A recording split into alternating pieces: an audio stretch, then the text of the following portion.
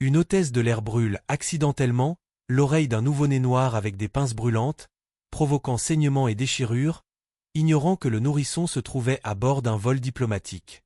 La suite vous laissera sans voix. Rejoignez notre chaîne et abonnez-vous, car seuls ceux qui pensent qu'aucun bébé noir ne devrait subir une telle cruauté le feront avant que cette histoire ne commence. Un cri aigu et perçant rompit le silence de la cabane. Keon Talridge releva brusquement la tête, le cœur battant à tout rompre, le cri brisant l'illusion de calme. Il baissa les yeux. Idriss gémissait, son petit visage tordu de douleur, les poings serrés et battant des ailes. Keon retint son souffle tandis que son regard se fixait sur la source. L'oreille gauche de son fils nouveau-né, rouge vif et couverte d'ampoules, la peau douce déjà couverte de zébrures de colère. Du sang scintillait au bord du lobe, une fine traînée maculait déjà la couverture bleu pâle enroulée autour du petit corps du bébé. L'instinct de Keon prit le dessus. Un bras serra Idriss contre lui tandis que son autre main tâtonnait pour retirer le tissu, le pressant doucement mais fermement contre la blessure. Les cris du bébé ne firent que s'intensifier, désespérés et aigus. Un frisson d'impuissance parcourut la poitrine de Keon, suivi d'une vague de fureur qui lui mit les nerfs à vif. En face de lui, l'hôtesse de l'air était figée. Kelenmir, vêtue d'un uniforme impeccable de l'Antara Air, tenait une pince métallique dans sa main gantée, encore légèrement fumante. Sa bouche était ouverte, exprimant des excuses creuses, mais ses yeux disaient autre chose. Grand, certes. Mais pas surpris. Pas choqué. Pas vraiment désolé. Je ne voulais pas dire. Balbutia Kelen en reculant d'un pas. J'ajustais juste la couverture. Peut-être qu'elle a touché. Pose ça, dit Keon sèchement, d'une voix basse mais tremblante de fureur. Kelen laissa tomber la pince sur la moquette de l'allée avec un bruit métallique. Ses mains se levèrent, paumes ouvertes, comme pour exprimer son innocence. C'était un accident. Je n'ai rien fait. Keon ne répondit pas. Son attention était partagée entre apaiser Idriss, se balançant légèrement, murmurant dans sa barbe, et observer Kelen, mémorisant chaque détail. La légère courbe de son sourire à son approche, l'immobilité de ses mouvements, la façon dont son regard s'était attardé sur Idriss plus tôt dans le vol. Un frisson parcourut l'échine de Keon. Aucun accident n'était aussi précis. Un léger carillon résonna au-dessus de sa tête lorsque la porte du cockpit se referma. Protocol. L'équipage avait entendu le bruit et s'était enfermé, attendant les instructions. Les procédures de sécurité exigeaient l'isolement en cas de perturbation en vol, surtout sur les vols diplomatiques. L'état de Keon n'y changeait rien. Idriss continuait de crier. Keon se déplaça, détachant sa ceinture d'une main tout en soutenant son fils de l'autre. Il tendit la main sous le siège pour prendre la trousse de premier soin. Chaque mouvement lui semblait trop lent, comme s'il opérait sous l'eau. La compresse froide à l'intérieur était à peine refroidie, mais il la pressa doucement contre l'oreille d'Idriss, veillant à ne pas aggraver les dégâts. Les pleurs du bébé s'atténuèrent légèrement, se transformant en gémissements pitoyables. Le bourdonnement des moteurs de l'avion se fit plus fort, vibrant sous les pieds de Keon. Chaque respiration était pesante, laborieuse, sa poitrine serrée par la panique, enveloppée de calculs. Ce n'était pas un simple moment d'insouciance. Quelque chose au fond de lui le savait. Kelen resta à proximité, debout comme cloué au sol. Sa posture ne trahissait plus la panique. En fait, elle était étrangement calme. Posée. Ses mains étaient toujours levées, mais son expression avait changé, plate, indéchiffrable, voire un peu suffisante. « Assieds-toi » ordonna Keon. Kelen obéit, sans un mot, et se glissa sur un siège proche. Il attacha sa ceinture lentement, consciencieusement, sans quitter Keon des yeux. Keon expira, déposant enfin Idriss dans le berceau fixé à côté de son siège. Le bébé gémit, octa et se recroquevilla sur lui-même. Keon s'accroupit à côté de lui, lissant la couverture aussi doucement que possible. Du sang persistait sur le tissu, séché sur le bord, et Keon le fixait, son esprit sombrant dans un chaos contrôlé. Il avait besoin de réponses. Keon se leva et s'approcha de Kelen, s'arrêtant juste avant de se tenir au-dessus de lui. « Que s'est-il passé ?»« Je te l'ai dit, » répondit Kelen. « Je me suis penché pour ajuster la couverture. Je n'avais pas remarqué que les pinces étaient encore chaudes. Tu les as tenues au-dessus du radiateur plus longtemps que nécessaire, dit Keon. Cullen cligna des yeux, puis secoua la tête. Non, je ne l'ai pas fait. Si, dit Keon d'un ton neutre. Je t'observais. Le silence s'installa entre eux. La cabine autour d'eux était devenue tendue, silencieuse, à l'exception du ronronnement sourd des moteurs et des sanglots discrets d'Idriss. Les autres passagers restèrent immobiles, à observer, hésitant entre parler ou rester indifférents. Keon se pencha légèrement plus près, baissant la voix. Tu savais exactement ce que tu faisais. Le cri du nouveau-né déchira la cabine comme une lame. Le cœur de Keon s'emballa tandis qu'il serrait Idriss contre lui, son regard se fixant instantanément sur la plaque rouge et boursouflée qui couvrait l'oreille délicate du bébé. Du sang coulait lentement, tachant le bord doux de la couverture dans ses bras. La cabine, silencieuse et posée quelques instants auparavant, explosa dans un bourdonnement sourd de halètements, de sièges qui bougeaient et de murmures confus. La douleur dans les cris d'Idriss secoua Keon plus profondément que tout ce qu'il avait jamais ressenti. De l'autre côté de l'allée, Cullen se rassit sur son strapontin, les yeux fixés sur lui, attaché comme si de rien n'était. Il ne bougea pas. Il ne réagit pas. Mais Keon le vit, le léger tressaillement de la mâchoire de Cullen, la façon dont son regard se posa une fraction de seconde sur eux puis se détourna, comme un homme admirant les conséquences d'une action soigneusement planifiée. Le calme sur le visage de Cullen n'était pas du remords. C'était du calcul. Les doigts de Keon tremblaient tandis qu'il attrapait la trousse de premiers soins sous le siège. Il en sortit une compresse froide, l'écrasa et la pressa doucement contre l'oreille brûlée d'Idriss. Le bébé se tortilla et pleura plus fort. Keon serra les dents, retenant sa panique. Il avait été entraîné à gérer des négociations tendues, des affrontements à l'étranger, voire des alertes à la bombe, mais pas ça. Pas la vue de son fils nouveau-né en train de saigner sur un vol censé garantir la sécurité. L'interphone se déclencha. Ici le copilote Selridge. Nous contactons actuellement le centre de contrôle de Verdani pour une consultation d'urgence. Veuillez rester assis. Keon jeta un coup d'œil vers le cockpit. Aaron Selridge, le copilote, avait une voix calme, mais tendue, trop égale, comme quelqu'un qui essayait de réprimer son malaise. L'instinct de Keon Esagisa. Remo Blett, un interprète assis 2 rangées devant, détacha sa ceinture et s'approcha, la voix basse. Besoin d'aide. Keon ne leva pas les yeux. Non. Restez simplement à votre rangée. Remo hésita, son regard oscillant entre l'enfant en pleurs et l'expression impassible de Cullen, puis hocha la tête et retourna à son siège. Keon se pencha en arrière et expira lentement. Il avait besoin de réfléchir. Les cris d'Idriss n'étaient pas que des cris de douleur, ils détournaient l'attention de quelque chose de plus vaste. Le CV de Cullen, cette liste parfaite de qualifications, se rejouait dans l'esprit de Keon. Trop propre. Trop rapide. Il plongea la main dans le compartiment latéral, attrapa une serviette et commença à griffonner avec un stylo à billes, son écriture ferme malgré les tremblements. Panses metal leaks. Choff. Oral Sibley. Contact visual prelable. Il marqua une pause. Son regard parcourut à nouveau la cabine. Les autres membres du personnel chuchotaient nerveusement. Personne ne confrontait Cullen. Pourquoi? Il installa délicatement Idriss dans son sac, lui donna une goutte de liquide apaisant de la trousse de secours et jeta un coup d'œil à l'office. Quelque chose clochait là aussi. Quelques instants plus tard, Remo réapparut, quelque chose à la main. « Je ne voulais pas fouiner », murmura-t-il. « J'étais au fond. C'était derrière la poubelle. » Il tendit une page déchirée et tachée de graisse, visiblement tirée du manuel de vol de l'équipage. Au dos, griffonné d'une encre irrégulière, 6 mots glaçants, le feu brûle ce que les mots ne peuvent pas. Keon plissa les yeux. La phrase n'était pas aléatoire. Elle était destinée à être trouvée. Il scruta le visage de Remo. Honey. Nerveux. Ses mains tremblaient légèrement. « Tu es sûr d'avoir trouvé ça là-bas » demanda Keon à voix basse. Remo hocha la tête. Fourré derrière la poubelle. Plié en 2. Keon resserra son emprise sur le papier. Il se tourna vers la cuisine et se leva, enjambant le porte-bébé et avançant d'un pas décidé.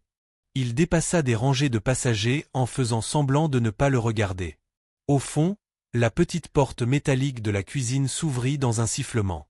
Une légère odeur de plastique brûlé flottait dans l'air. Il s'accroupit près du radiateur servant à réchauffer les plateaux repas. Le cadre métallique qui l'entourait était légèrement déformé. Fondu, pas seulement usé. Trop usé. Une marque de brûlure noircie traçait un bord de l'appareil, et une partie du panneau semblait avoir été ouverte récemment. Keon n'avait pas besoin d'être technicien pour savoir qu'il avait été manipulé. Il se leva lentement, fixant le radiateur déformé, la page du manuel pliée toujours à la main. Son esprit s'emballa. Ce n'était pas un acte inconsidéré. C'était un rituel. Une brûlure intentionnelle, destinée à laisser une marque, pas à tuer. C'était symbolique. Le bébé avait été visé, pas seulement blessé. Il se retourna et regarda la cabine. Cullen n'avait pas bougé. Toujours assis.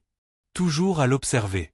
De retour à son siège, Keon s'assit lourdement à côté d'Idris, qui s'était apaisé en gémissant faiblement et douloureusement. Il plia la serviette contenant ses notes et la glissa dans la poche intérieure de sa veste. Chaque mot lui semblait plus lourd maintenant. Du siège derrière, Remo se pencha légèrement en avant et murmura « Tu crois que c'était fait exprès ?» Keon ne répondit pas au début. Son regard était fixé droit devant. Sa main caressa doucement la tête d'Idris. Il sentait le pouls du bébé encore s'accélérer.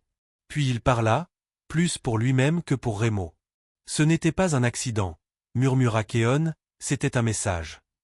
Keon installa Idris dans le berceau rembourré, les mains fermes mais le souffle serré. L'enfant gémit faiblement sous le voile du médicament, un son doux et saccadé qui résonna plus fort aux oreilles de Keon que le bourdonnement des moteurs au-dessus de sa tête. Il n'avait plus le temps de bercer son fils.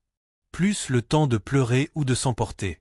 Un événement bien plus calculé se préparait à bord du vol Eden 31, et Keon Talridge avait fini de réagir, il devait agir.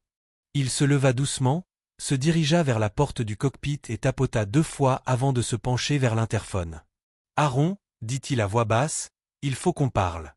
Tout de suite. » Quelques secondes s'écoulèrent avant que le copilote n'entr'ouvre le cockpit juste assez pour croiser le regard de Keon. Aaron Selridge était pâle, le front en sueur, malgré la climatisation et le calme de la cabine. « Nous avons reçu l'ordre de ne pas nous dérouter, dit-il avant que Keon ne puisse parler. Le manifeste est surveillé. Tout écart déclenche un protocole externe. Keon plissa les yeux. Surveillé par qui? Aaron hésita, son regard se porta sur le reste de la cabine, comme s'il s'attendait à ce que quelqu'un l'écoute. Ils n'ont rien dit. Juste maintenir le cap. C'est tout ce que j'ai eu. C'était tout ce dont Keon avait besoin. Les ordres venaient de l'extérieur. Quelqu'un veillait à ce que ce vol reste en l'air, sur sa trajectoire prévue, sans déviation. Aucun témoin. Aucune aide. C'était un piège déguisé en itinéraire. Il recula, hocha la tête et tourna les talons. L'esprit du diplomate s'emballa. La première règle de survie n'était pas de se battre, mais de comprendre le champ de bataille. Et à cet instant précis, ce champ de bataille était enveloppé d'acier, s'élevant à des milliers de mètres au-dessus du sol. Keon se retira à son siège et sortit la tablette sécurisée du compartiment inférieur. Il ne lui fallut que quelques secondes pour accéder à la liaison satellite, son habilitation diplomatique contournant la plupart des niveaux de sécurité.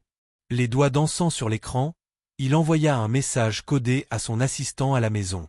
Le message était court, vol compromis. Passager blessé.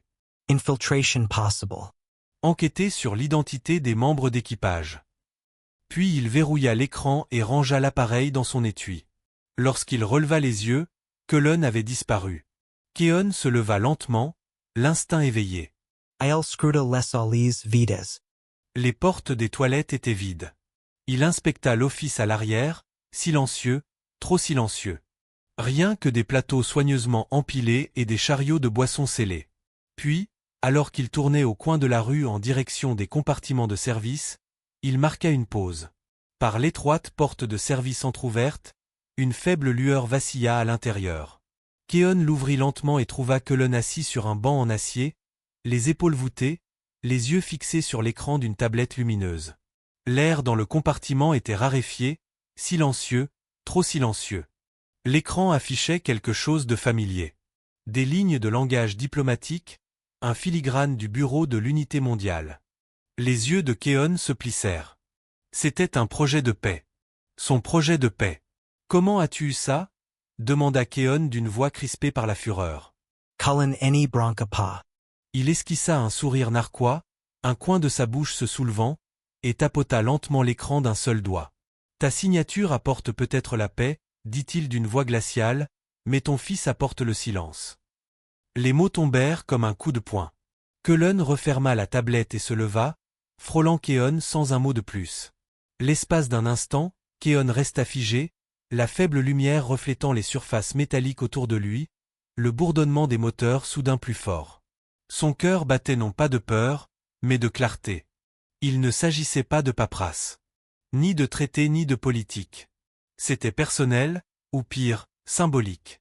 Au moment où Idriss hurla, ce vol cessa d'être sûr. Ce cri n'était pas seulement une blessure. C'était un message. Keon se retourna vers la cabine, le goût de l'acier sur la langue.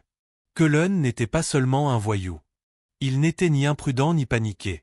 Il avait accédé à des documents confidentiels, errait librement dans l'avion et parlait maintenant avec la précision d'un homme habitué à répéter. Il fut envoyé. Alors que Keon retournait lentement vers son siège, sa main serra le bord plus fort que nécessaire. Il regarda Idriss, toujours endormi, de légers souffles visibles sous la couverture. Le visage de l'enfant était calme, mais son oreille cicatrisée témoignait suffisamment du danger toujours présent.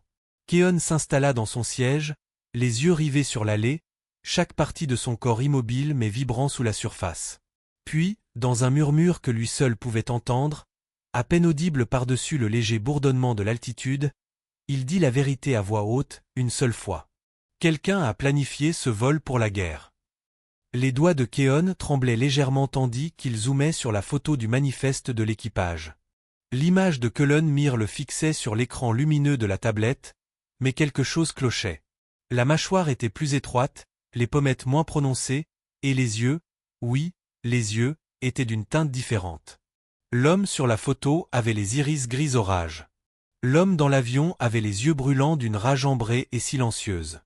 Le cœur de Keon s'accéléra. Ce n'était pas une erreur.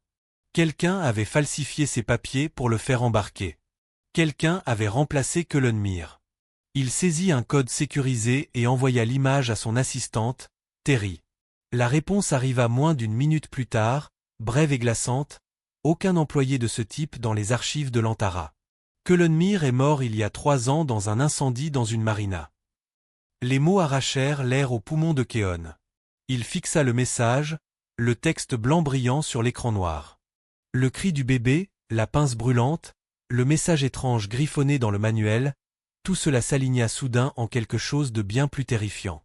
L'homme qui avait brûlé Idriss n'était pas seulement instable ou imprudent, c'était un fantôme portant le nom de quelqu'un d'autre. L'esprit de Keon s'aiguisa. Il se leva sans un mot, avançant rapidement dans l'étroit couloir, son costume de diplomate frôlant les passagers stupéfaits qui continuaient à s'asseoir dans un silence gêné. Il retourna à la cuisine, où Raymond Blett était accroupi près des tiroirs à couverts, les fouillant avec une étrange intensité. « Vous cherchez quelque chose ?» La voix de Keon était basse, calme, mais elle avait maintenant un côté tranchant. Raymond sursauta, les épaules crispées tandis qu'il levait les yeux. Une pointe de culpabilité traversa son visage. Je vérifiais juste. Certains verrous de tiroir étaient desserrés. Ça pourrait être dangereux en cas de turbulence. Keon s'approcha, plissant les yeux. Non, vous ne l'étiez pas. Il y eut un long silence. Raymond expira par le nez, sa voix plus basse, presque réticente. Il y en a plus d'un. La phrase résonna dans la tête de Keon, glaciale et brutale. Il fixaremo, attendan. Plus d'un quoi? Demanda-t-il, mais Raymond ne répondit pas. Il jeta un coup d'œil vers le cockpit, puis vers la sortie de secours où le panneau de surveillance clignotait doucement. Keon ne perdit pas de temps. Il se dirigea vers le panneau et saisit le code d'accès de son habilitation diplomatique. L'écran s'illumina d'une grille de flux en direct des caméras de sécurité de l'avion. Mais près de la moitié des flux étaient éteints. Des sections de la soute. Le couloir des toilettes. L'office arrière. Disparis. Comme s'ils avaient été délibérément éteints ou déviés. Son estomac senoa. Il pivota brusquement sur ses talons et se dirigea vers le cockpit. Aaron Selridge, le copilote, était assis à l'intérieur, son casque sur les oreilles, marmonnant dans le micro, les yeux rivés sur la console. Keon entra et ferma la porte derrière lui. « Il faut qu'on parle, dit-il. » Aaron leva les yeux, méfiant. « On est en plein vol. »« Si c'est à propos de tout à l'heure. »« Arrêtez la diplomatie, » interrompit Keon. « Vous avez caché quelque chose. » J'ai vérifié les papiers de Cullen. Il n'existe pas. L'homme qui prétend être lui est mort. Il y a 3 ans. Brûlé. Aaron cligna des yeux, la mâchoire serrée. Je ne sais pas de quoi vous parlez. Si, vous savez, insista Keon. Certaines images de surveillance ont été coupées. Quelqu'un sur ce vol a reçu de l'aide. Je veux savoir qui vous a dit de fermer les yeux. Pendant un long moment, Aaron resta assis en silence, les doigts sur les commandes. Puis, lentement, ses épaules s'affaissèrent. Il regarda Keon avec des yeux creux et dit doucement, « On nous a dit de coopérer. »« Par qui ?» Demanda Keon secement. Le regard d'Aaron se posa sur la console inférieure, comme s'il ne voulait pas croiser le regard de Keon. Sa voix se transforma presque en murmure. « Quelqu'un de Arkmore Holdings. » Le nom frappa Keon comme une claque. Arkmore Holdings, la société qui gérait la logistique aérienne diplomatique, celle détenue par des factions rivales qui tentaient depuis des années de renverser la délégation de paix. Il recula, essayant de reprendre son souffle. Son esprit s'emballait déjà. Contrat, failles de sécurité, processus de sélection des équipages, tout aurait pu être manipulé par l'influence d'Arkmore.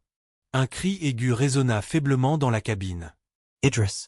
Keon n'attendit pas. Il sortit du cockpit en trombe et retourna dans l'allée.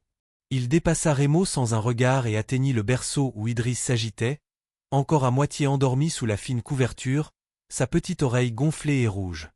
Doucement, Keon posa la main sur le dos de l'enfant, reprenant son souffle. Les pièces du puzzle se mettaient en place. La fausse carte d'identité. La surveillance masquée. Le mot dans la cuisine. Les paroles énigmatiques de Remo. L'aveu d'Aaron. Rien de tout cela n'était une coïncidence. Ils ne l'avaient pas ciblé par malveillance. Ils l'avaient planifié. Ils avaient choisi ce vol. Cet équipage. Cet instant. Pour le frapper non pas en tant qu'homme, mais en tant que symbole. Il regarda par le hublot ovale, les nuages filant comme des fantômes silencieux. « Mon fils a été blessé pour envoyer un message », dit Keon à voix haute, d'une voix calme, mais aiguë par la conviction. Il leva les yeux, fixant le reflet flou dans la vitre. Mais j'en renvoie un. Cullen fit irruption dans la cabine principale comme un possédé, le pas lourd, le visage crispé par la fureur. Les lumières au-dessus de lui vacillèrent légèrement, comme si la tension de l'air avait perturbé le câblage même de l'avion. Keon eut à peine le temps de réagir qu'il vit la main de Cullen disparaître dans son gilet, ses doigts s'enroulant autour d'un objet invisible. Son instinct le menaçait. Sans réfléchir, Keon se jeta en avant, ses doigts s'accrochant au poignet de Cullen et le tirant de toutes ses forces. Un halètement aigu résonna dans la cabine lorsque les 2 hommes entrèrent en collision, s'enfonçant dans les sièges côté couloir. Les passagers crièrent, reculant précipitamment, certains se protégeant le visage, d'autres figés de peur.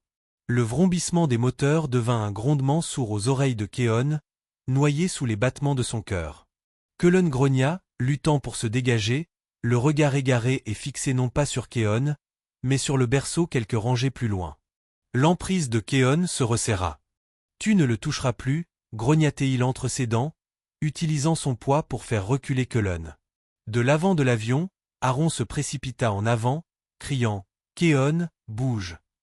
Mais avant qu'il ne puisse les atteindre, Cullen asséna un coup de pied rapide, envoyant le copilote trébucher contre le mur de la cuisine.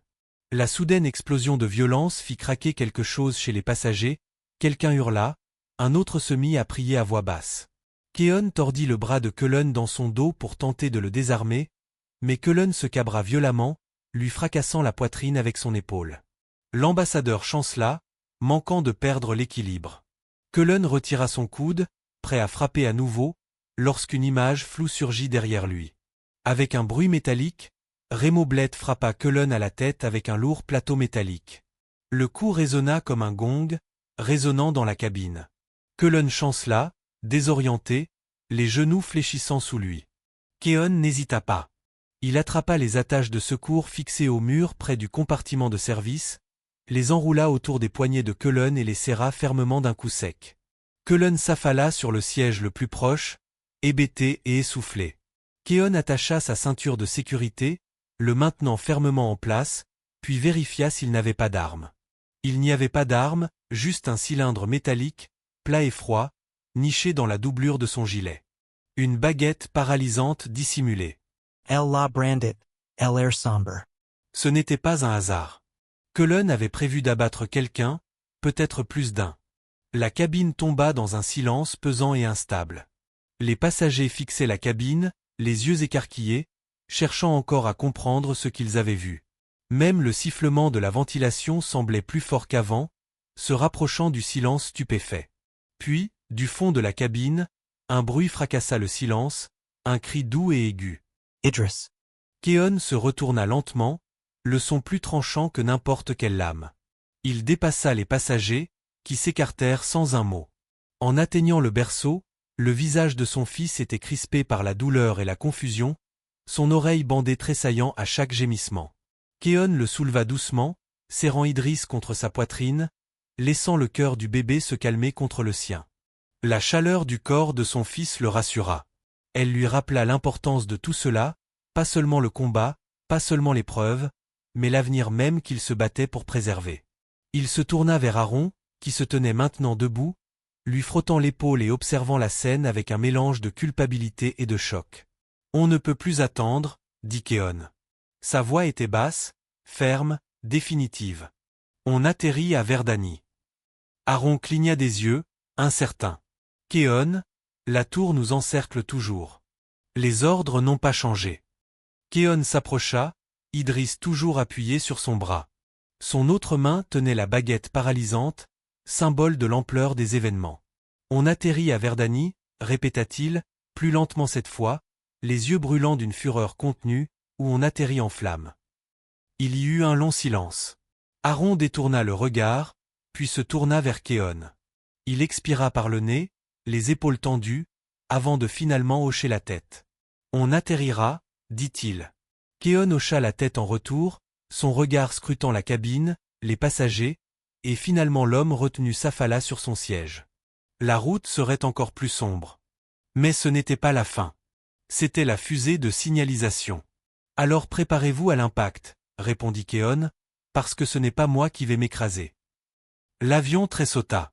Non pas à cause des turbulences, mais à cause de quelque chose de plus profond, électronique, systémique. La main de Keon vola vers l'accoudoir, l'autre agrippant le berceau où Idris s'agita. Les lumières clignotèrent. Une alarme stridente retentit 2 fois dans le cockpit, et la voix d'Aaron traversa l'interphone de la cabine, fragile et précipitée, on attend à 10 000. Quelque chose essaie de neutraliser le pilote automatique. Keon n'hésita pas. Il s'avança dans le cockpit, Idris toujours serré contre lui dans un châle.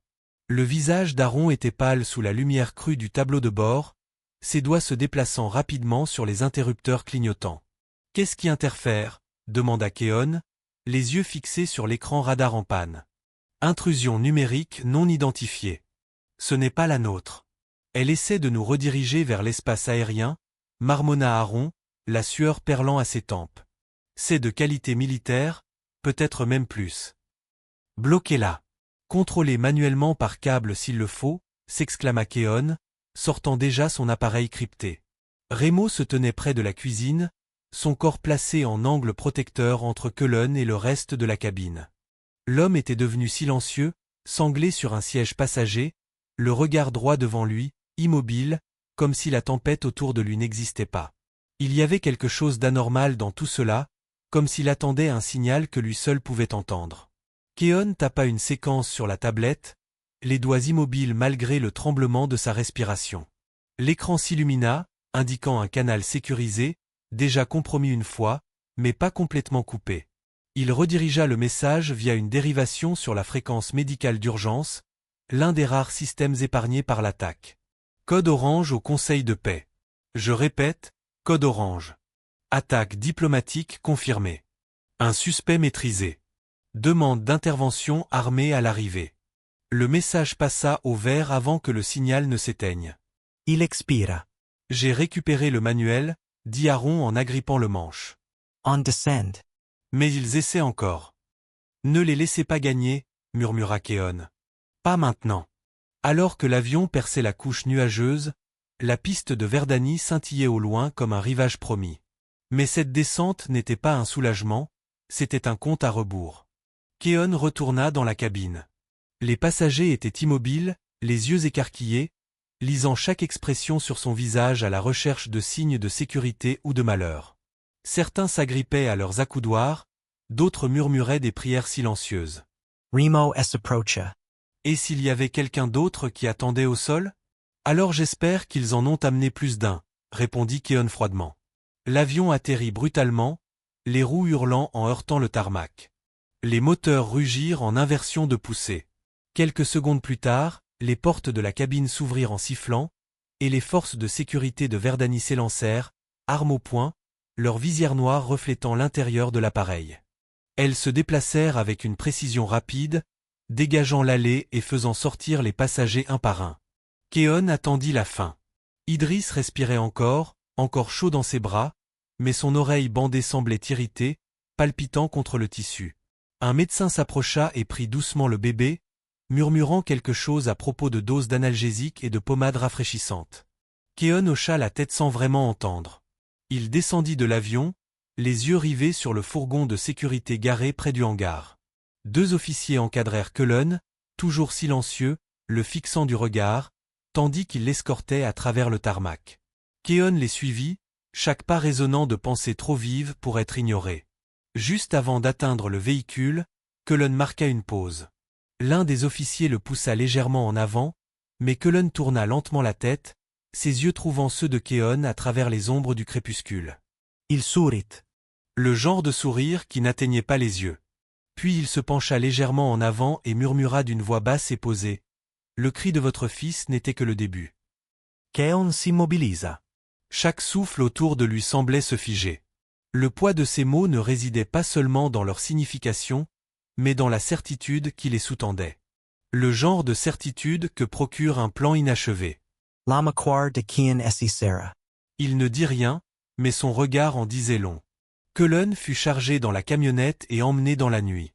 Plus tard, dans la salle du sommet, le silence s'abattit sur la salle du conseil. Les fonctionnaires restèrent assis, les yeux écarquillés, tandis que la nouvelle de l'incident aérien était confirmée. Les images de la balise de détresse avaient été reçues. Less questions fusant. Les exigences résonnent. Mais Keon ne broncha pas. Il se tenait devant le conseil, la main posée sur le podium, la légère pointe d'adrénaline encore dans le sang. Les caméras clignotèrent. Les voix se turent. Ils n'ont pas seulement essayé de faire du mal à mon fils, dit Keon d'une voix ferme et froide, ils ont essayé de déstabiliser la diplomatie par la terreur. L'image de Cullen Mir vacillait sur l'écran, la lueur projetant des ombres nettes sur la table ovale de la chambre sécurisée de Verdani. Le silence était pesant, rompu seulement par le faible bourdonnement des systèmes de refroidissement et le mouvement occasionnel d'un fauteuil en cuir. Le directeur Torven Isley appuya sur une touche, figeant l'image faciale en plein cadre. « Il ne s'appelle pas Cullen Mir », dit Torven d'une voix neutre mais teintée de malaise. « Nous avons effectué une vérification croisée dans les bases de données militaires. Son vrai nom est Roft Kelmar, ancien spécialiste de la guerre psychologique. Démobilisé pour ce qu'ils appelaient des schémas comportementaux instables et des simulations non autorisées. » Keon resta immobile, une main posée sur le bord de la table. Sa mâchoire se serra. « Ceci explique tout, » marmonna-t-il.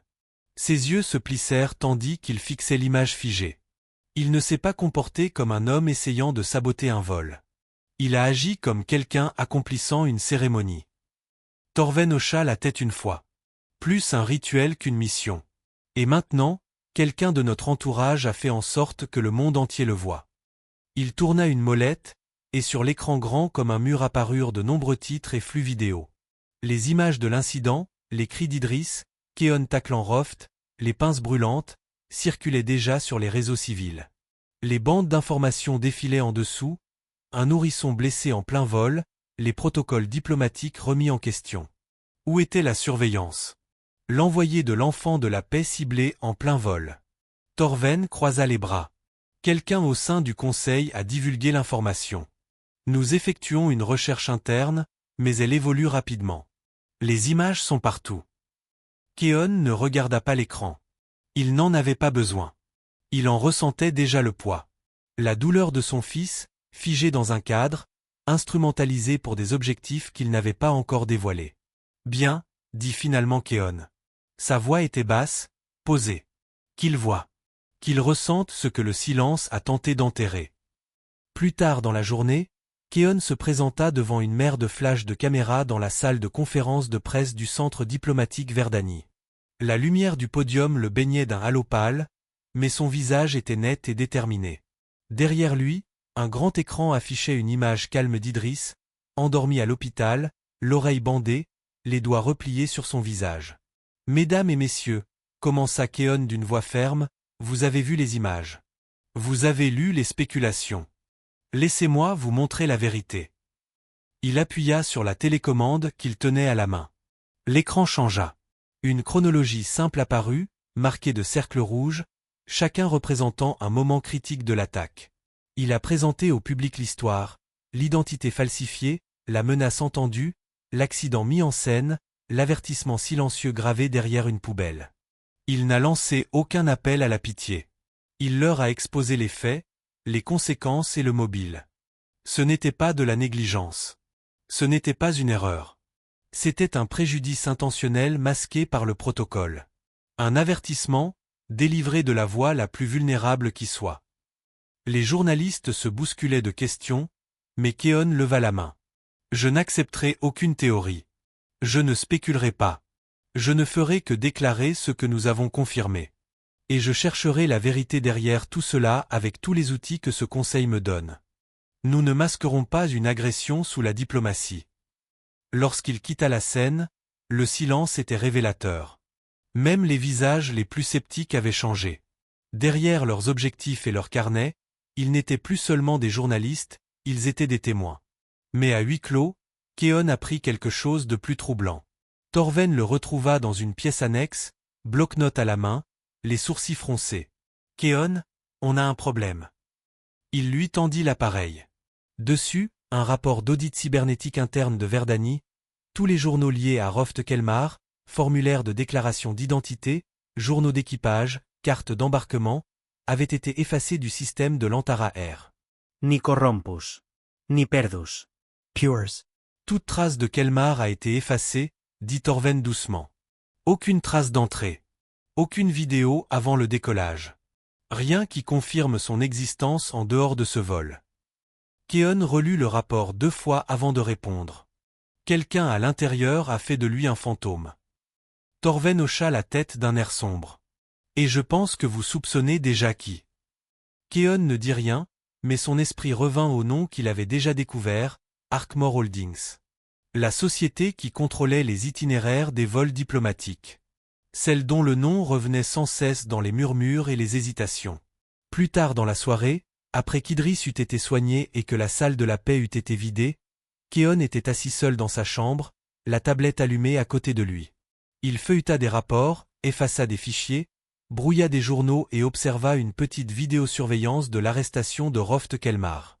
Aucune rage ne se lisait sur le visage de Roft, seulement de la paix. Comme si les dégâts qu'il avait causés étaient une mission accomplie. La ligne cryptée vibra.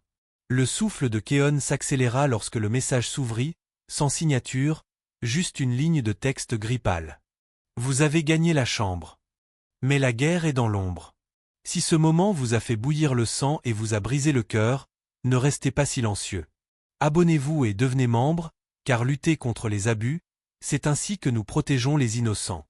Keon fixait l'écran clignotant dans l'appartement sombre de Darik Ven, la mâchoire serrée, la pièce lourde de tension statique. Dès que Darik appuya sur Entrée, une traînée de miettes de pain numérique s'illumina sur l'interface de code, un ping d'accès. Quelqu'un venait d'ouvrir le fichier APA. Le mémorandum de paix artificiel qu'ils avaient élaboré, un document rempli de sanctions fabriquées et de menaces voilées, n'était pas censé être cru. C'était un piège, et maintenant quelqu'un avait mordu à l'hameçon. Voilà, dit Darik d'une voix à peine plus forte qu'un murmure, les yeux brillants derrière d'épaisses lunettes tandis qu'il pointait le marqueur de localisation clignotant. Ils sont dedans. Keon se pencha plus près, scrutant du regard la ligne de trace qui menait à une balise géographique près de la province de Velmyr, profonde, froide et isolée. « Est-ce Brevy » demanda-t-il sèchement. Darik hésita, les mains volant sur le clavier, la sueur perlant sur son front. « Donnez-moi 10 secondes. » La pièce était silencieuse, à l'exception du ronronnement sourd de la tour informatique et du tic-tac lointain d'une horloge murale. Finalement, Darik hocha lentement la tête. Crypté via 5 nœuds proxy, transmis par un vieux relais diplomatique, mais c'est bien eux. La même signature de cryptage qui correspondait à l'accès aux fichiers de Roft. Ici Brevy. Keon expira par le nez, un souffle empli de fureur et de maîtrise. Il avait attendu des jours une faille, une preuve qu'il ne s'agissait pas d'un acte de folie isolé, mais d'un élément plus profond. Maintenant, le voile s'était levé. L'enfant qu'ils avaient marqué, le vol qu'ils avaient infiltré, tout cela avait été soigneusement orchestré par un réseau dissimulé derrière des ombres diplomatiques. Qui a-t-il aux coordonnées ? Demanda Keon. Darik Zuma. La vue satellite révéla une installation usée par les intempéries, nichée dans la crête boisée à l'extérieur de Velmyr, une tour de données non enregistrée, déguisée en station de surveillance météorologique. Les niveaux de puissance sont irréguliers, dit Darik en plissant les yeux. Quelqu'un accède à un stockage haute tension. Pas à un équipement météorologique. C'est une installation de stockage à froid pour données, ou pire. Keon se leva, marchant lentement pendant qu'Idris dormait dans un porte-bébé près du bureau, enveloppé dans une douce couverture bleue. Le souvenir des pleurs de son fils, de la chaleur, du cri fulgurant résonnait encore dans ses yeux. Il marqua une pause, s'agenouilla près du porte-bébé et ajusta délicatement la couverture. « Je veux que chaque seconde de cet accès soit enregistrée et sécurisée, » dit Keon en se relevant, la voix plus enflammée. « Pas d'erreur. Ce ne sont pas que des preuves. Ce sont des preuves. » Darik hoka la tête. On gravera un disque de sauvegarde ce soir. Isolé. Keon se dirigea vers la fenêtre, écartant le lourd rideau pour contempler la nuit. La ville de Verdanie scintillait au-delà, paisible, inconsciente. Mais dans sa poitrine, la tempête montait.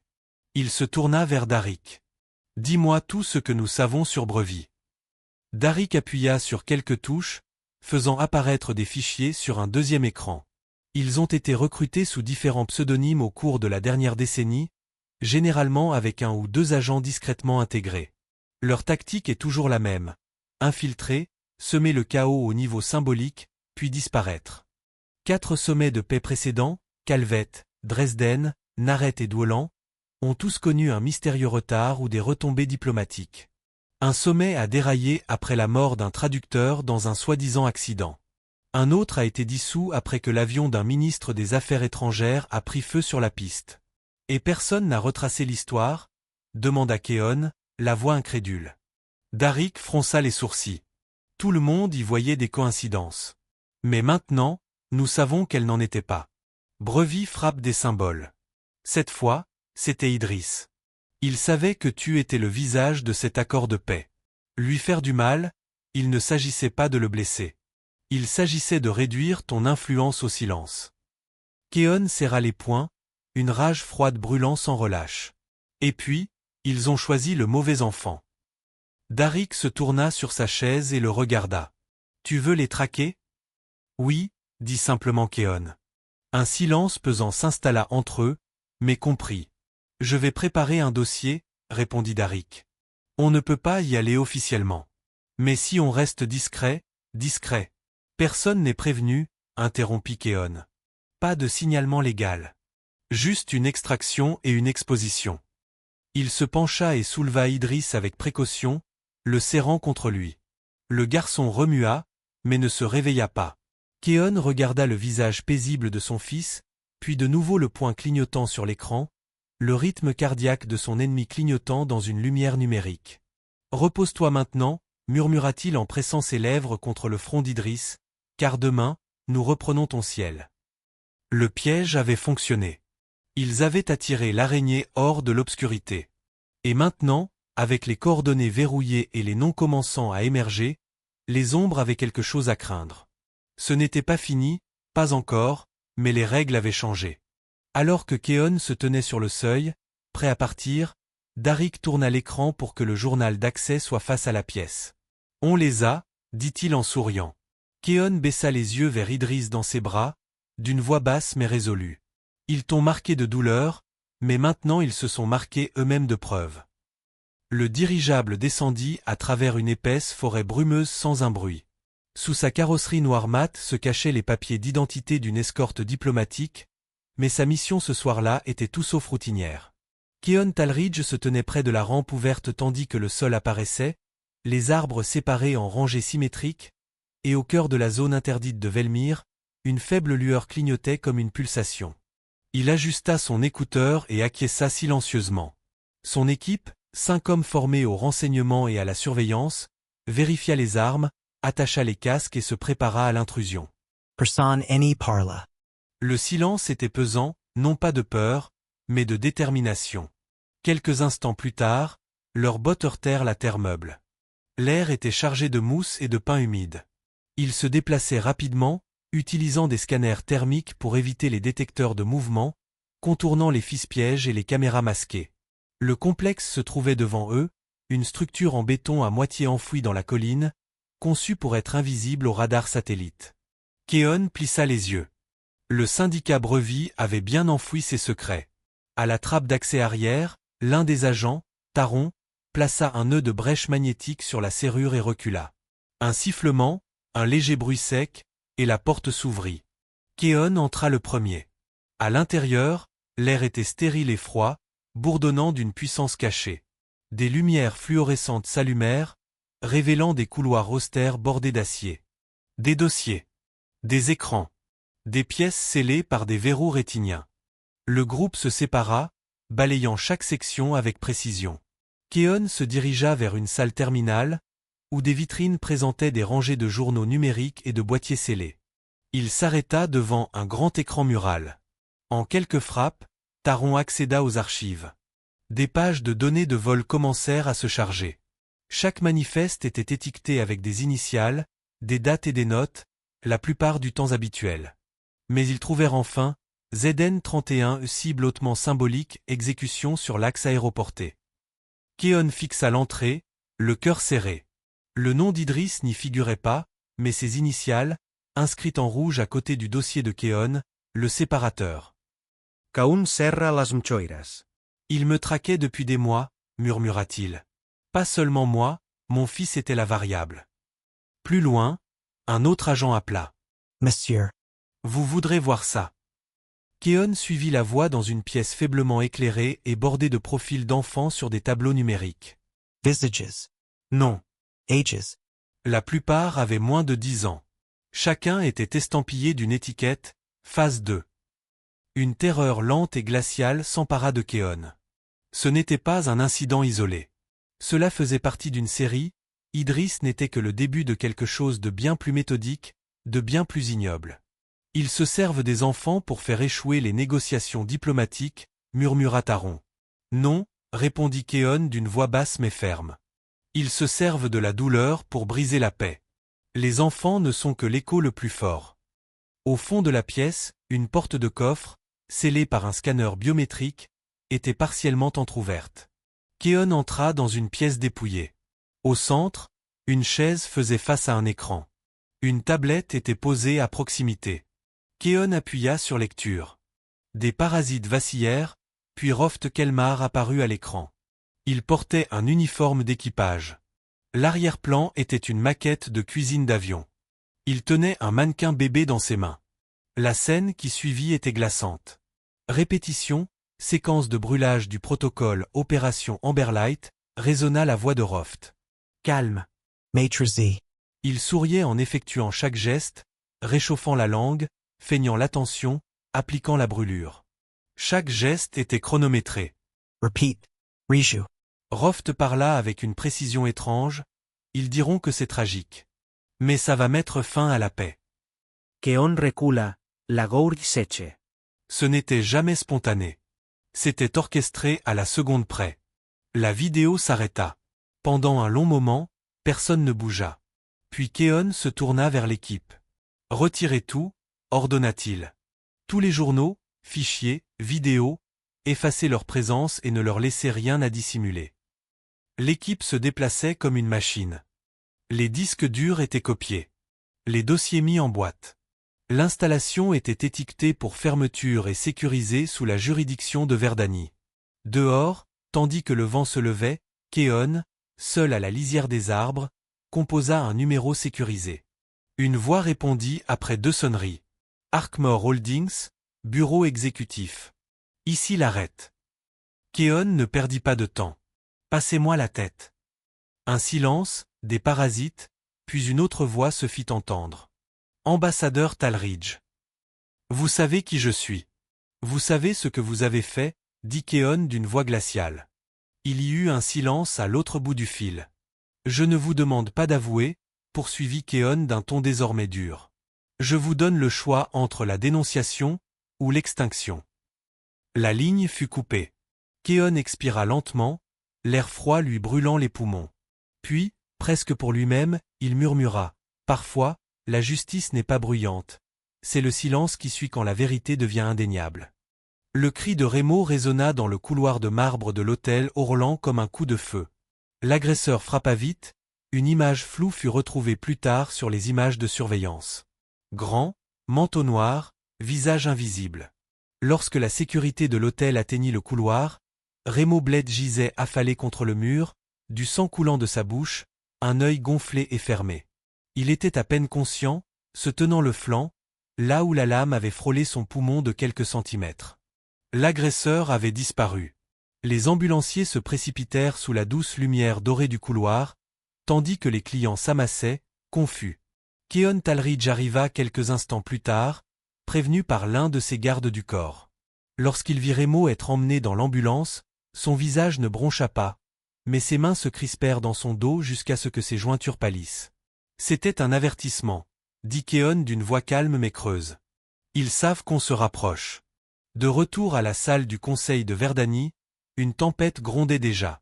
Quelques heures plus tôt, Arkmore Holdings avait publié un communiqué soigneusement rédigé, exprimant son choc et sa déception face à l'implication présumée du syndicat Brevi, affirmant n'avoir pas eu connaissance d'affiliation de sous-traitants liés au vol diplomatique. Le communiqué de presse semblait clair, soigné et totalement évasif. Keon ne l'avait lu qu'une seule fois avant de le supprimer de sa tablette. Il ne voulait pas d'excuses. Il voulait des arrestations. Dans les 24 heures suivant la fermeture du site Brevi à Velmire, la branche judiciaire du Conseil de paix convoqua une session d'urgence. Les preuves retrouvées dans le complexe étaient accablantes. Manifeste de vol, ordre codé, et plus accablant encore, une vidéo interne dans laquelle Roft Kelmar répétait l'attaque à la togne avec un mannequin de la taille d'un enfant. Keon se tenait au centre de la salle du conseil, la photo d'Idriss glissée dans la poche de sa veste, invisible mais brûlante contre son cœur. « Je ne suis pas ici pour spéculer, dit-il aux 12 hommes assis devant lui. Je suis ici pour exiger des mesures. Ces hommes, Clave Rennick, Dov Marlène et Anton Vesk, ont financé, ordonné et permis un acte de terreur symbolique. Certains membres du conseil échangèrent des regards méfiants. Le nom de Clave Rennick à lui seul avait du poids, il avait été envisagé pour un siège diplomatique au sein de l'accord oriental. Mais la pression publique s'intensifiait. La nouvelle de la blessure d'Idriss avait déjà fait le tour des médias, et la vidéo récupérée avait fuité anonymement, déclenchant une indignation mondiale. Le directeur Jeren Lask, l'un des rares membres du conseil en qui Keon avait confiance, se pencha en avant. « Êtes-vous prêt à affronter le contre-coup, ambassadeur Talridge ? Déclarer ces hommes ennemis de la diplomatie pourrait briser plusieurs alliances. » Le regard de Keon ne quitta pas. Ces alliances étaient déjà brisées dès l'instant où la douleur d'un nouveau-né a été utilisée pour bloquer un traité. Les mandats d'arrêt ayant été signés à la tombée de la nuit, les homologues d'Interpol dans les pays alliés lancèrent des recherches discrètes pour retrouver les 3 dirigeants. Clave Rennick disparut en quelques heures. Son jet privé avait quitté l'espace aérien d'Urovia 20 minutes avant l'émission du mandat. Sa dernière position connue, un espace aérien non enregistré au-dessus de la mer de Fanlore. Le soir même, Keon se tenait devant un sommet international qui avait failli ne jamais avoir lieu. Les pourparlers de paix, autrefois suspendus par le chagrin et la suspicion, avaient repris avec un sentiment d'urgence renouvelé. Des dignitaires de plus de 40 nations se réunirent dans la salle du sommet vitré, où Keon, vêtu du même costume sombre que le jour du vol, se dirigea seul vers le podium. Il n'avait pas besoin de notes. Chaque mot était gravé dans sa mémoire. Mon fils a été blessé par des mains qui croyaient que le monde ne le remarquerait pas, commença-t-il d'une voix si calme et posée que la salle se pencha. Mais le monde regarde maintenant. La salle se tut, non pas par crainte, mais par la reconnaissance de la vérité. Aucune réfutation ne suivit. Aucune contestation ne survint. Mais en coulisses, la vengeance s'éveilla. Plus tard dans la nuit, Rémo reprit connaissance à l'unité médicale de Velmire. Keon lui rendit visite discrètement, traversant les couloirs austères de l'hôpital où des gardes se postaient désormais à chaque carrefour. Rémo, pâle et couvert de bleu, esquissa un demi-sourire en le voyant. « Ils n'ont pas dit un mot, » murmura Rémo. « Ils m'ont juste frappé. »« Je sais, » dit Keon en s'asseyant près du lit. « Ils voulaient envoyer un message. »« Eh bien, » marmonna Rémo, « la prochaine fois, dites-leur que je leur réponds. » Keon esquissa un léger sourire, de ceux qui n'atteignent jamais les yeux. « Repose-toi. Tu en as déjà fait plus qu'assez. » De retour dans sa suite sécurisée, Keon ouvrit sa console cryptée et envoya une pétition confidentielle au Conseil de paix. Objet, désigner le syndicat Brevi comme entité terroriste. Les données étaient incontestables. Chaque élément de leur opération indiquait un sabotage à motivation politique par la violence symbolique. Pourtant, certains membres du Conseil résistèrent. Les diplomates craignaient de créer un précédent, de déclarer un groupe financé par des entreprises comme une menace mondiale. Mais quelque chose changea lorsqu'une équipe d'investigation informatique découvrit un détail effrayant enfoui dans l'un des journaux de communication récupérés de Brevi. Il s'agissait d'un message de Roft Kelmar à Clave Rennick, daté de 2 nuits avant le départ du vol Eden 31. 10 mots seulement, l'enfant crie plus fort que n'importe quel débat. Nous commençons. Brevi étant officiellement déclaré réseau clandestin, le monde s'est tourné vers la responsabilité. Les conséquences furent rapides et impitoyables. Les gros titres ont fait la une de tous les grands médias internationaux. Les compagnies d'aviation privées se sont empressées de prendre leur distance. Les marchés boursiers ont tremblé tandis que la confiance dans la sécurité diplomatique aérienne s'effondrait. Mais pour Keon Talridge, la bataille n'était plus une question de gros titres ou de réputation. Il s'agissait de transformation, de changement des systèmes mêmes qui avaient permis à une telle horreur de passer inaperçue. Il se tenait dans la salle voûtée du Conseil de paix de Verdany, entouré d'épais murs de verre et de pierres polies. Un immense écran numérique derrière lui diffusait des images satellites du complexe de Brevi et de ses dossiers récupérés. Les membres du Conseil chuchotaient entre eux, s'agitant mal à l'aise sur leur siège. Ils avaient déjà vu des bribes de données, mais jamais l'intégralité, jamais les visages des enfants ciblés ni les briefings enregistrés qui décrivaient la manipulation des tensions diplomatiques par la violence symbolique. La voix de Keon brisa le silence. Il voulait briser la paix par la douleur, a-t-il déclaré en s'avançant, les mains fermement posées sur le bord incurvé du podium. Lions maintenant la paix à la vérité. Il laissa le silence s'installer un instant. Les mots résonnèrent lourdement, non seulement dans la salle, mais aussi sur les transmissions diplomatiques en direct aux nations alliées. Derrière lui se tenait son assistant Darik Venn, les yeux rivés sur le conseil comme un faucon guettant le moindre mouvement. Keon n'était pas là pour demander la permission, il était là pour exiger des comptes. Ce dossier, poursuivit Keon en actionnant la télécommande, contient plus de 30 missions diplomatiques que Brevi a tenté de déstabiliser par des actes de terreur discrets. Remplacement d'équipage, sabotage à bord, violation de données. Tout cela a été calculé. Repeat. Finance. Et protégé par l'illusion du protocole. Un murmure parcourut la salle. L'un des membres les plus expérimentés du conseil, un homme d'un certain âge aux cheveux gris fer et aux plis profonds entre les sourcils, se leva. Ambassadeur Talridge, que proposez-vous exactement? Une surveillance accrue? Les entrepreneurs refuseront. Vous paralyserez le système en essayant de le protéger. Je propose la visibilité, répondit calmement Keon. Je propose qu'à partir de maintenant, chaque vol diplomatique soit soumis à un contrôle public. Non pas par des commissions gouvernementales à huis clos, mais par des observateurs indépendants, nommés au niveau international. Halitmans. Un autre conseiller ricana et se pencha pour murmurer quelque chose à son voisin. Keon le vit, mais ne broncha pas. Il ne s'agit pas seulement de mon fils, dit Keon d'une voix assurée, mais teintée d'émotion. Il s'agit de tous les parents qui font confiance au ciel pour ramener leur enfant sain et sauf. Il s'agit de systèmes construits en silence. Des systèmes qui nous ont trahis. Darik tapota sa tablette, faisant réapparaître les images du complexe, des images montrant Roft Kelmar répétant sa cruauté, les listes de noms, les plans des avions diplomatiques. Pour la première fois, certains membres du conseil détournèrent le regard. Après la séance, Keon sortit par le couloir privé réservé aux diplomates de haut rang. Il passa sous la faible lueur des lumières de sécurité, le silence résonnant des décisions prises. Ses pas ralentirent lorsqu'il atteignit la salle d'attente où Idriss dormait dans un berceau portatif. Le petit corps du garçon se soulevait et retombait paisiblement, inconscient du chaos que sa douleur avait secoué. Keon s'assit à côté de lui, posant délicatement une main près de la tête de son fils. La cicatrice à l'oreille d'Idriss, désormais cicatrisée mais permanente, illuminait la lumière. La poitrine de Keon se serra. Dans cet instant de silence, le bruit du monde s'estompa, ne laissant que l'écho du souvenir, le cri, la chaleur, la fureur. Elle n'y pleura pas. Il n'avait pas pleuré une seule fois depuis l'incident. Mais sa mâchoire se serrait et se desserrait comme un homme qui retient une marée. « Je n'ai pas fini », murmura-t-il. « Pas avant que cela ne se reproduise. » La semaine suivante, Keon fut officiellement nommé coprésident du nouveau comité pour la sécurité diplomatique aéroportée.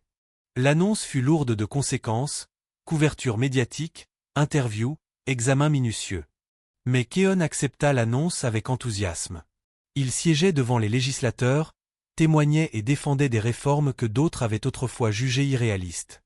En coulisses, il militait en faveur d'un dépistage psychologique du personnel navigant, de vérification d'antécédents obligatoires vérifiés par des conseils indépendants et d'alertes transfrontalières pour tout personnel présentant des lacunes dans son historique de service.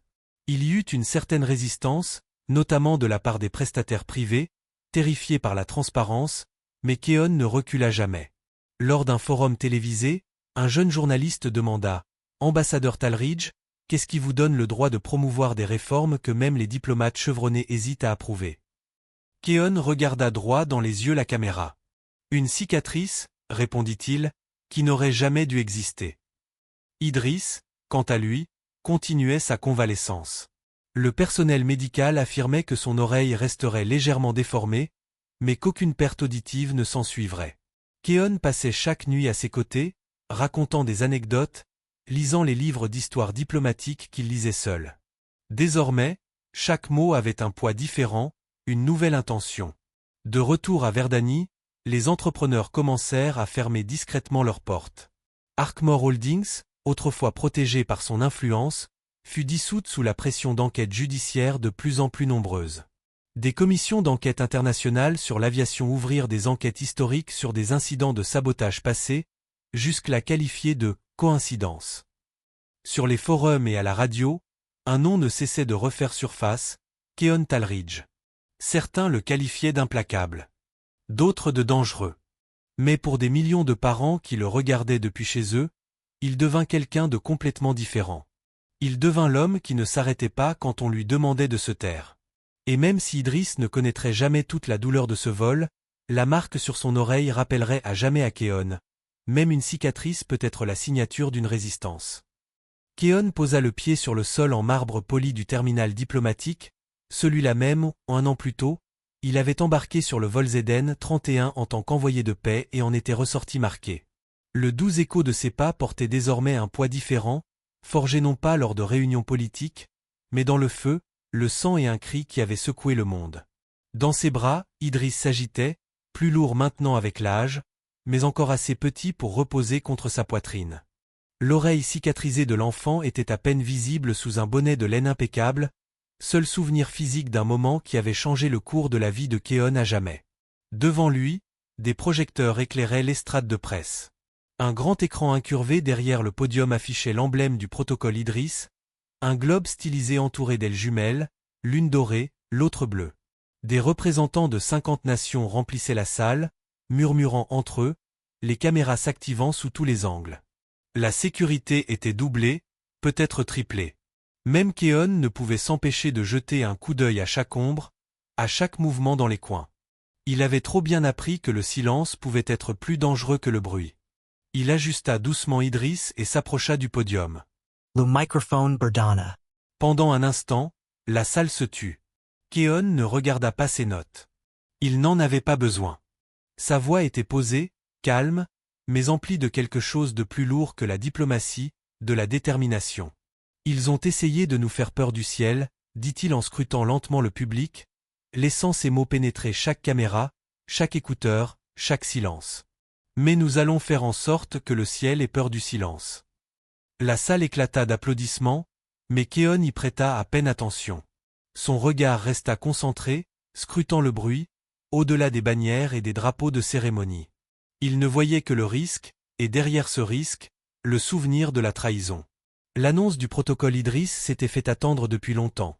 Surveillance en temps réel sur les vols diplomatiques, examen psychologique obligatoire pour tout le personnel navigant et système de secours déclenchable depuis la cabine sans intervention du pilote. Un système bâti sur des cicatrices. Dans les heures qui suivirent, des lanceurs d'alerte commencèrent à émerger, certains en public, d'autres par des canaux secrets sécurisés. D'anciens membres d'équipage, des mécaniciens, et même un discret analyste des systèmes de réservation, se manifestèrent, exprimant des soupçons longtemps refoulés concernant des contrôles irréguliers, des registres de sécurité supprimés et des schémas qu'ils avaient écartés par peur ou par naïveté. Désormais, renforcés par les actions de Keon, ils s'avancèrent comme une marée. La toile du syndicat Brevi commença à s'effondrer, non pas d'un seul coup, mais brin par brin. Pourtant, Keon savait qu'il valait mieux ne pas se réjouir. De retour dans sa résidence privée, une modeste maison en pierre sécurisée sur la côte de Verdanie, Keon resta vigilant.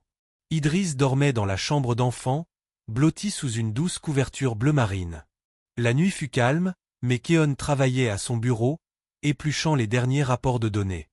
Un nouveau nom avait fait surface, celui d'un coordinateur logistique lié à une filiale de Brevi, et Keon prit note de faire un suivi avec les renseignements le lendemain matin. Puis on frappa. 3 coups secs à la porte d'entrée. Keon se leva aussitôt. La colonne vertebrale raidie. Aucune visite n'était prévue. Il vérifia la vidéo de sécurité. Personne. La caméra de la porte d'entrée ne montrait que l'air calme et la lumière vacillante du porche. Il ouvrit la porte avec précaution. Une enveloppe reposait sur le pas de la porte, enveloppée dans du papier craft ordinaire. À l'intérieur se trouvait une unique photo d'Idriss, dormant paisiblement dans son berceau, prise depuis la fenêtre. Les doigts de Keon se crispèrent sur l'image, son souffle lent et lourd. Le papier était froid, mais la colère qui brûlait dans sa poitrine ne l'était pas. Il retourna la photo. 3 mots étaient griffonnés au dos, d'une encre noire et nette, « Nous surveillons toujours ». Un long moment, Keon resta immobile, le seul bruit étant celui du fracas lointain des vagues sur la pierre. Puis il traversa le couloir, passa devant la chambre d'enfant silencieuse et pénétra dans l'obscurité de son bureau.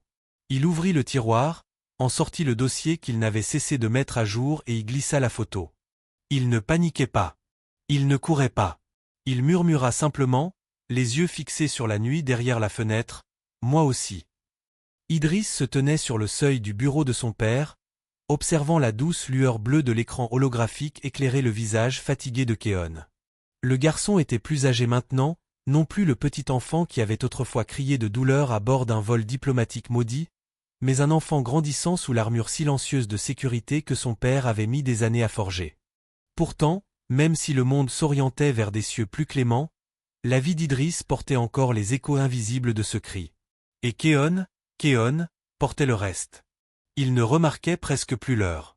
Les matinées se transformaient en réunions politiques, les nuits en appels cryptés, et chaque instant intermédiaire était un calcul. En public, Keon Talridge était encensé, symbole de force et de réforme, le diplomate qui avait réécrit le droit de l'aviation avec le sang d'un bébé. Mais seul, il supportait le silence, chaque réforme étant une brique dans le mur qu'il construisait pour contenir sa propre rage. Des rapports bourdonnaient sur son écran, des mises à jour sur les vestiges de Brevi, des signaux de surveillance des partenaires internationaux du protocole Idriss, des rumeurs de fausses identités liées à des holdings en faillite. Keon parcourait les données, le regard vif, les mains fermes. Et pourtant, au milieu du travail concret de politique et de sécurité, Un nom persistait comme une ombre inaccessible, Clavrenik. Toujours là. Toujours porté disparu. Il se leva, s'étira le dos avec une grimace discrète et se retourna pour voir Idriss toujours debout à la porte. « Tu devrais dormir » dit Keon d'une voix ferme mais teintée de douceur. Idriss entra, ses pieds nus effleurant le sol ciré. « Tu pensais encore au vol ?» Keon marqua une pause. « Toujours. » Ils restèrent un long moment silencieux, l'air entre eux chargé de souvenirs inexprimés. Puis, silencieusement, Keon s'agenouilla près de son fils, posant une main ferme sur son épaule. « Tu n'as pas à t'inquiéter de ce jour-là, » dit-il. « Ce qui compte, c'est la suite. » Mais Idriss était perspicace. Il l'avait toujours été. « Tu te bats encore, n'est-ce pas ?» Keon eut un léger sourire, le genre de sourire qui avait plus de poids que de réconfort. « Se battre, » répéta-t-il, juste différemment. 3 semaines plus tard, Keon se rendit à Velmyr. Les montagnes étaient encore enveloppées de brume, leurs sommets tels des sentinelles silencieuses surveillant la vallée en contrebas. Là, dans un modeste centre de formation financé par des subventions diplomatiques, Raymond Blett organisait des exercices avec une nouvelle promotion d'intervenants aériens civils.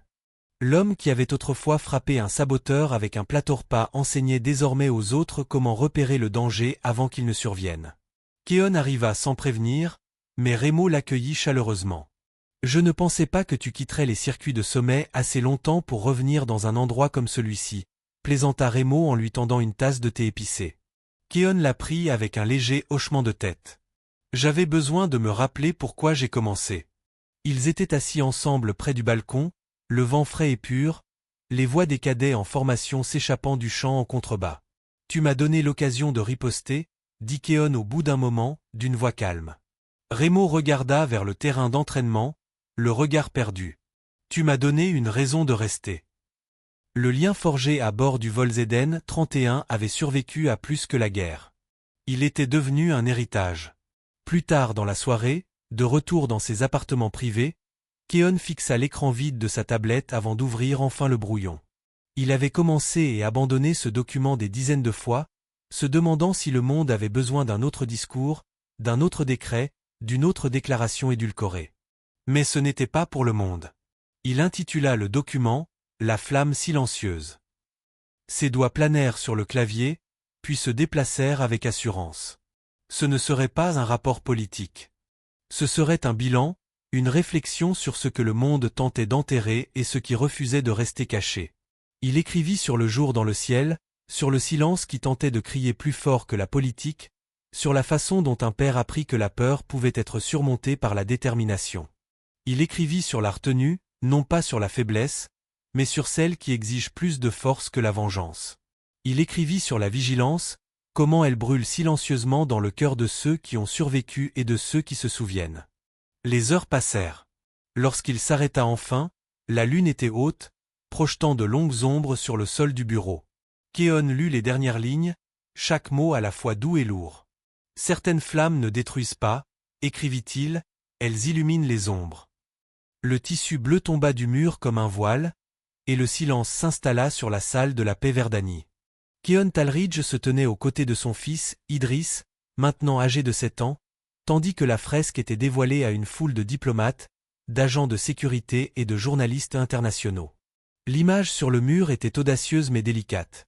Un visage d'enfant, flou mais indéniablement sculpté dans l'acier déchiqueté et la peinture fracturée, émergeant d'un tourbillon de douce lumière bleue. C'était une œuvre d'art à la fois hantée et apaisante. Sous la fresque, gravée dans une pierre noire brillante, se trouvait une plaque sur laquelle on pouvait lire « Pour ceux qui n'ont jamais eu de voix, que leurs échos changent le ciel ». La pièce resta immobile un long moment, seulement interrompue par les légers clics des appareils photo et le bourdonnement sourd d'une conversation lointaine. Idriss s'approcha du mur, ses petits doigts effleurant le bord froid de la plaque. Son expression était indéchiffrable, la curiosité teintée de quelque chose de plus lourd, un poids qu'il ne comprenait pas entièrement mais qu'il avait toujours porté. Il se tourna vers son père d'une voix calme. « Ça a vraiment fait si mal. » Keon s'agenouilla, son costume diplomatique se pliant doucement aux genoux. Ses yeux, plus âgés maintenant et ridés par les épreuves de 5 années acharnées, croisèrent ceux de son fils sans sourciller. Il posa une main sur l'épaule d'Idriss et hocha lentement la tête. Oui, fiston, dit-il d'une voix ferme mais pleine d'émotion. Ça a fait mal. Mais ce qui faisait le plus mal, c'était de savoir que quelqu'un avait voulu le faire. Idris Franca les sourcils.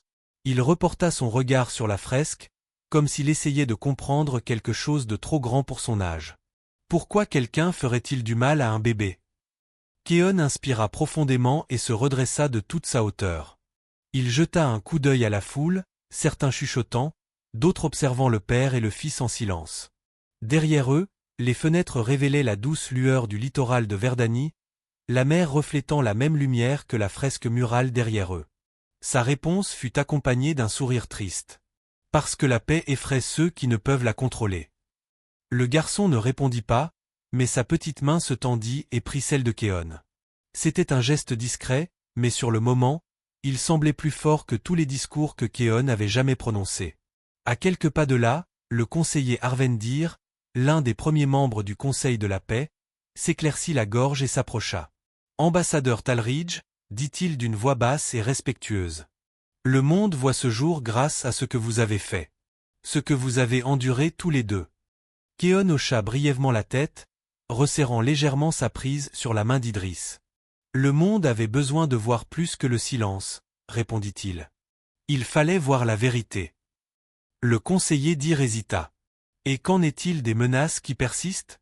Clave Rénique n'a jamais été retrouvé. Des restes de brevis font encore surface, par endroits. »« Je sais, » répondit Keon, sans quitter la fresque du regard. « Mais nous avons changé le ciel. Nous leur avons fait craindre d'être exposés. Nous les avons fait fuir. » Tandis qu'il parlait, Idriss examina à nouveau la fresque en silence. L'acier représenté n'était pas une simple épave tordue, il avait été formé à partir de fragments d'avions récupérés lors de l'incident. Keon avait insisté là-dessus. Il voulait que le monde se souvienne, non seulement de l'histoire, mais aussi du prix à payer. Chaque morceau portait les traces de brûlure de ce vol, les cris silencieux de ceux qui avaient failli disparaître. Dehors, une pluie fine se mit à tomber, adoucissant la lumière du jour en argent. Keon jeta un dernier coup d'œil à la fresque, puis se tourna pour conduire son fils vers la sortie. Le couloir se vida lentement derrière eux, leurs pas résonnant dans la pièce carrelée. Alors qu'ils entraient dans la cour ouverte, les journalistes attendaient, les questions s'élevant comme des parasites dans l'air. Keon leva la main, non pas pour faire taire, mais pour marquer une pause. « Une autre fois, » dit-il. « Aujourd'hui, ce n'est pas pour les gros titres. » Personne n'insista. Idriss leva les yeux vers son père tandis qu'il marchait. « Est-ce que je l'oublierai un jour ?» Keon réfléchit un long moment avant de répondre. « Peut-être la douleur. Mais pas la leçon. »« Et quelle est la leçon ?» demanda Idriss. Keon s'arrêta de marcher, la pluie fine lui tachant les épaules. Il regarda son fils, la cicatrice encore légèrement visible derrière son oreille droite, mais l'esprit inébranlable, et dit « Un seul cri peut faire entendre le monde, s'il est assez honnête. » Idriss ne dit rien après cela. Il serra simplement plus fort la main de son père. Partout dans le monde, les choses avaient changé. Les compagnies aériennes avaient de nouveaux protocoles. Les contrôles de sécurité des contrats ne se faisaient plus à huis clos. Chaque vol diplomatique était surveillé conformément au protocole Idriss. Et surtout, la peur qui avait autrefois réduit au silence les lanceurs d'alerte commençait à se dissiper. Pourtant, Keon savait que le monde était encore obscur. Il y avait des recoins encore obscurs, des portes encore ouvertes. Mais il savait aussi qu'ils avaient construit quelque chose qu'aucun sabotage ne pourrait effacer. Alors que le père et le fils disparaissaient dans les rues humides de Verdanie, Keon ressentit la puissance tranquille de l'instant, non pas en tant que diplomate, ni en tant que survivant, mais en tant que père ayant choisi de parler quand le silence était plus sûr. Et tandis qu'il sortait à la lumière du jour, la dernière phrase de la flamme silencieuse résonna dans l'esprit de Keon. Parfois, un cri peut réveiller le monde avant qu'il ne soit prêt à l'écouter. Il pensait que personne ne s'en soucierait, mais ce n'était pas un vol ordinaire. Si vous défendez la justice, la dignité et la protection, abonnez-vous et rejoignez la chaîne. Ensemble, nous nous élèverons. Avertissement, l'histoire que vous venez de regarder est fictive. Il met en lumière les problèmes de discrimination raciale, d'abus d'autorité et la vulnérabilité des innocents. Son objectif est de sensibiliser, de susciter la réflexion et d'inspirer l'empathie et l'action contre la cruauté et l'injustice.